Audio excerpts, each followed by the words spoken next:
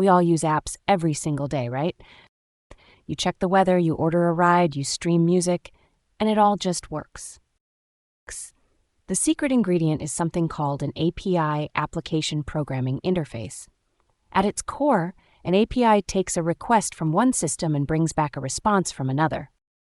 We're breaking down the two main ways to categorize them: by scope, who is allowed to talk, and by protocol, how they agree to talk. Let's dive in. First up, the scope, internal API. These are private, used only inside a single company. They connect different departments or systems. These are the coworkers in the same office. The sales team's software needs to talk to the accounting team's software to check a client's credit limit. They don't need to ask permission or speak formally.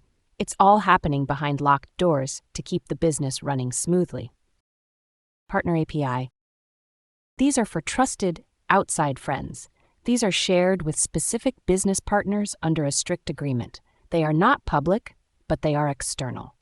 Think of an airline sharing its booking API only with authorized travel agencies like Expedia or Kayak. It's a secure, mutually beneficial agreement. They are partners in a specific business goal. Public or open API are the party everyone's invited to. These are available for anyone to use and integrate into their own applications. This is how a small app developer can add a Google Map to their website or let you log in using your Facebook account. Companies like Google, Twitter, and Stripe publish these to encourage a whole ecosystem of innovation built on top of their services. They want you to build cool stuff with their data.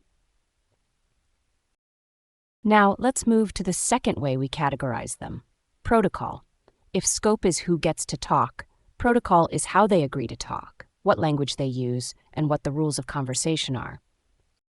REST, which stands for Representational State Transfer, is the reigning champ of the modern web.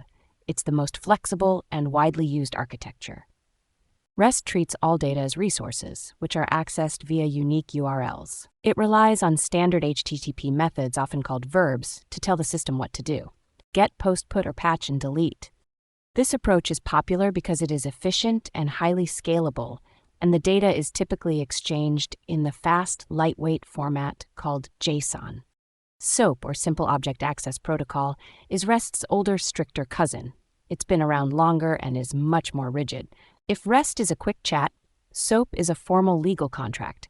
It uses the XML language, which is very structured, like filling out a detailed form for every request. It's slower and more complicated to set up, but it's great for applications that require guaranteed security and transaction reliability, like old-school banking or Cox healthcare systems. GraphQL is the new kid on the block, and it's fundamentally different. With REST, if you ask for a user's profile, the API might give you everything: their name, address, bio, past 10 posts, even if you only needed their name. This is called overfetching. GraphQL is like ordering a custom smoothie. You don't get the whole menu. You tell them exactly what ingredients you want. I need the user's name, their last login date, and nothing else. The API delivers only that data. This makes apps load incredibly fast, especially on mobile, because they're not wasting time downloading unnecessary information. So there you have it. APIs are the silent backbone of the internet. They manage who talks to who and how they talk. If you want more 5-minute videos from the Non-Developer's Tech Glossary, hit that like button and subscribe now. Thanks for watching.